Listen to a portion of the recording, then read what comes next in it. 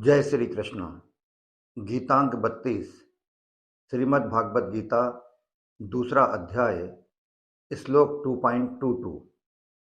शरीरी का दृष्टांत रूप से वर्णन। प्रस्तुति योग्यंश रमेश चंद्र भार्गव। प्रिय धर्म प्रेमियों, पिछले अंक यानी गीतांक 31 में श्लोक क्रमांक 2.19 से श्लोक क्रमांक 2.21 तक हमने यह जाना कि शरीरी ना तो पैदा होता है, न मरता है और न किसी को मारता ही है। अर्थात शरीरी अथवा देही, जिसे हम आत्मा भी कहते हैं, यह निर्विकार होता है। अब इसके आगे गीतांक 32 में हम श्लोक क्रमांक 2.22 के अंतर्गत निर्विकार शरीरी के दृष्टांत रूप से किए गए वर्णन का स्वाध्याय मनन करेंगे। श्लोक 2.22। वासांसि जीर्णानि यथा विहाय नवानि गृह्णाति नरोय पराणि तथा शरीराणि विहाय जीर्णान्य अन्यानि संयाति नवानि देहि। स्वाध्याय मनन 10 बिंदुओं में। पॉइंट नंबर 1, वासांसि जीर्णानि संयाति नवानि देहि। इसी दूसरे अध्याय के 13वें श्लोक में सूत्र रूप से कहा गया था कि देहांतर की प्राप्ति के विषय में धीर पुरुष शोक नहीं करते। अब उसी बात को भगवान अर्जुन से उदाहरण देकर स्पष्ट कर रहे हैं कि जैसे पुराने कपड़ों के परिवर्तन पर मनुष्य को शोक नहीं होता, ऐसे ही शरीरों के परिवर्तन पर भी शोक नहीं होना चाहिए। कपड़े मनुष्य ही बदलते हैं, पशु पक्षी नहीं। अतः यहाँ कपड़े बदलने के उदाहरण में नराह पद दिया है। यह नराह पद मनुष्य योनि का वाचक है और इसमें स्त्री, पुरुष, बालक, बालिकाएं, जवान, बूढ़े आदि सभी आ जाते हैं। अतः जिस प्रकार मनुष्य पुराने कपड़ों को छोड़कर दूसरे नए कपड़ों को धारण करता है, ठीक उसी प्रकार यह देही भी पुराने शरीरों को छोड़कर दूसरे नए शरीरों को धारण करता है। पुराना शरीर छोड़ने को मरना कह देते हैं और नया शरीर धारण करने को जन्मना कह देते हैं। शरीर का जब तक प्रकृति के साथ संबंध रहता है, तब तक यह पुराने शरीरों को छोड़कर कर्मों के अनुसार या अंतकालीन चिंतन के अनुसार नए नए शरीरों को प्राप्त होता रहता है। पॉइंट नंबर 2, यहाँ शरीराणि पद में बहुवचन देने का तात्पर्य है कि जब तक शरीरी को अपने वास्तविक स्वरूप का यथार्थ बोध नहीं होता, तब तक यह शरीरी अनंत काल तक शरीर धारण करता ही रहता है। आज तक इसने कितने शरीर धारण किए हैं, इसकी गिनती भी संभव नहीं है। इस बात को लक्ष्य में रखकर शरीराणि पद में बहुवचन का प्रयोग किया गया है तथा संपूर्ण जीवों का लक्ष्य कराने के लिए यहाँ देही पद आया है। पॉइंट नंबर 3, यहाँ 2.22 श्लोक के पूर्वार्ध में तो जीर्ण कपड़ों की बात कही है और उत्तरार्ध में जीर्ण शरीरों की। अतः मन में एक शंका उत्पन्न होती है कि जीर्ण कपड़ों का दृष्टांत शरीरों में कैसे लागू हो सकता है, क्योंकि शरीर तो बच्चों और जवानों के भी मर जाते हैं।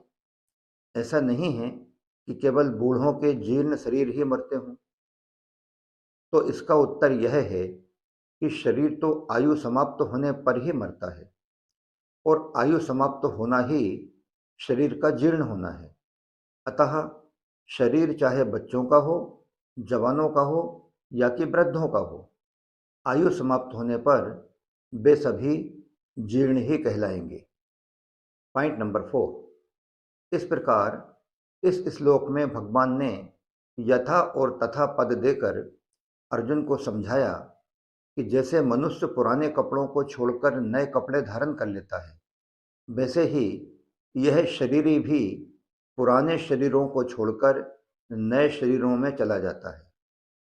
यहाँ एक शंका होती है। दूसरे अध्याय के 13वें श्लोक में बताया गया कि जैसे कुमार, युवा और वृद्ध अवस्थाएं अपने आप होती हैं, वैसे ही देहांतर की प्राप्ति अपने आप होती है। अर्थात यथा जैसे और तथा में से स्वतः घट जाते हैं। परंतु यहाँ दूसरे अध्याय के इस 22वें श्लोक में कपड़े बदलने का जो उदाहरण दिया गया है, तो पुराने कपड़ों को त्यागने और नए कपड़ों को धारण करने में तो मनुष्य की स्वतंत्रता है, पर पुराने शरीर को त्यागने और नए शरीर को धारण करने में देही की स्वतंत्रता नहीं है। इसलिए यहाँ पर यथा और तथा कैसे घटेंगे? तो इसका समाधान यह है कि यहाँ भगवान का तात्पर्य स्वतंत्रता परतंत्रता की बात कहने में नहीं है, प्रत्युत शरीर के वियोग से होने वाले शोक को मिटाने में है। जैसे पुराने कपड़ों को छोड़कर नए कपड़े धारण करने पर भी धारण करने वाला मनुष्य वही रहता है, वैसे ही पुराने शरीरों को छोड़कर नए शरीरों में चले जाने पर भी देही या शरीरी ज्यों का त्यों निर्लिप्त रूप से रहता है। अतः शोक करने की कोई बात है ही नहीं। इस दृष्टि से यह दृष्टांत ठीक ही है। पॉइंट नंबर 5, दूसरी शंका यह होती है कि पुराना वस्त्र छोड़ने में और नया वस्त्र धारण करने में तो सुख होता है, पर पुराना शरीर छोड़ने में और नया शरीर धारण करने में दुख होता है। अतः यहाँ यथा और तथा कैसे घटेंगे? तो इसका समाधान यह है कि शरीरों के मरने का जो दुख होता है, वह मरने से नहीं होता, प्रत्युत जीने की इच्छा से होता है। मैं जीता रहूं, ऐसी जीने की इच्छा अंतस में रहती है, इस कारण मरने का दुख होता है।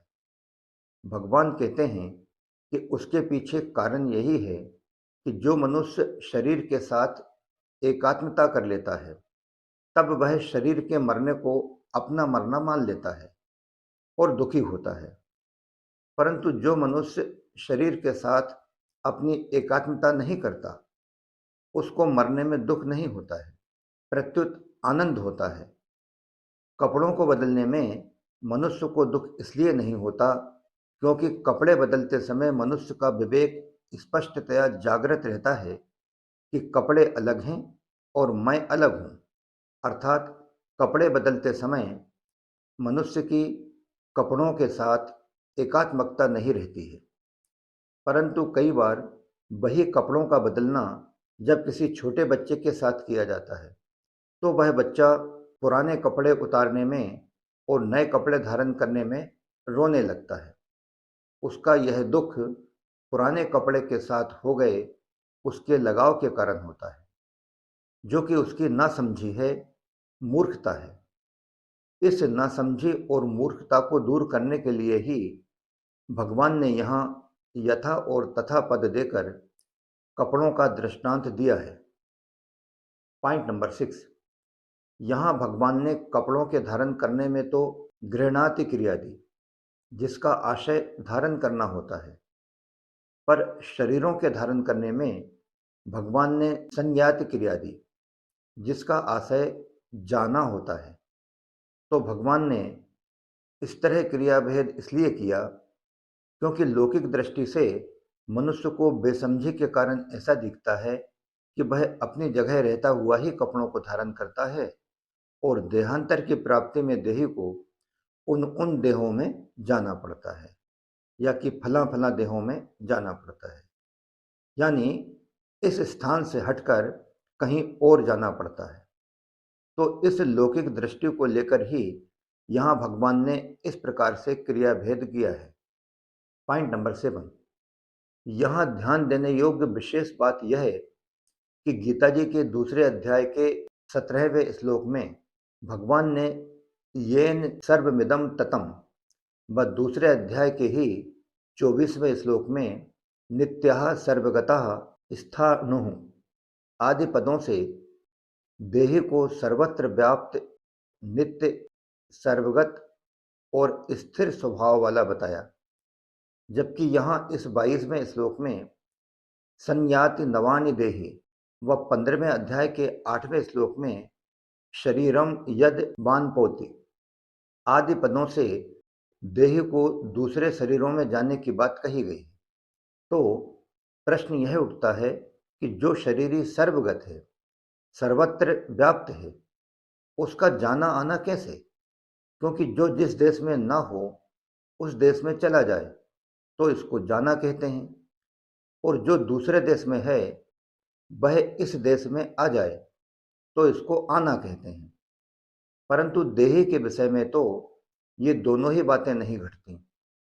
तो इसका समाधान यह है कि जैसे किसी की बाल्यावस्था से युवावस्था हो जाती है तो वह कहता है कि मैं जवान हो गया हूँ, परंतु वास्तव में वह स्वयं जवान नहीं हुआ है, प्रत्युत उसका शरीर जवान हुआ है।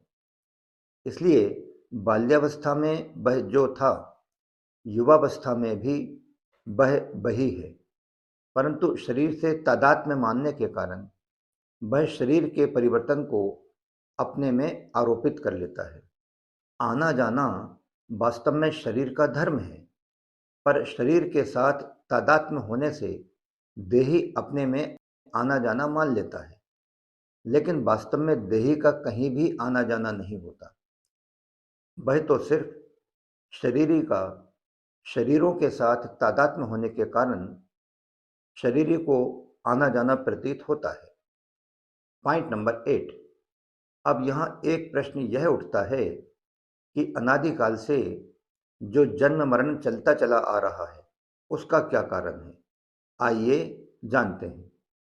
तो कर्मों की दृष्टि से शुभ अशुभ कर्मों का फल भोगने के लिए जन्म मरण होता है। ज्ञान की दृष्टि से अज्ञान के कारण जन्म मरण होता है, और भक्ति की दृष्टि से भगवान की विमुखता के कारण जन्म मरण होता है।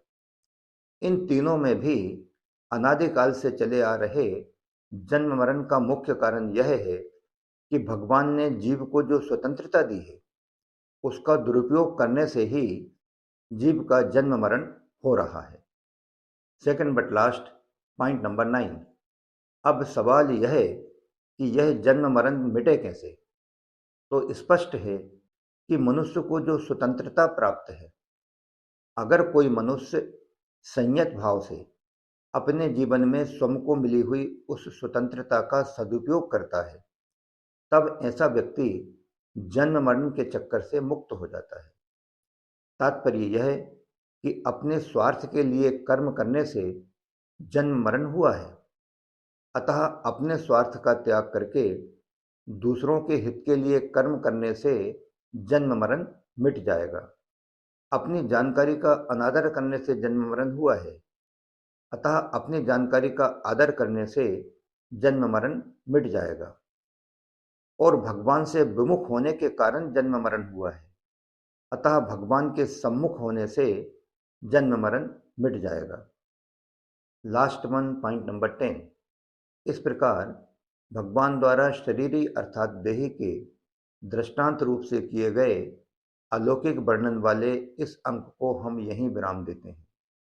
इसके बाद 2.23 से 2.25 तक इन 3 श्लोकों में भगवान शरीरी का प्रकारांतर रूप से वर्णन करते हैं, जिसका स्वाध्याय मनन हम अगले अंक यानी गीतांक 33 में करेंगे। जय श्री कृष्णा। योगी अंश रमेश चंद्र भार्गव।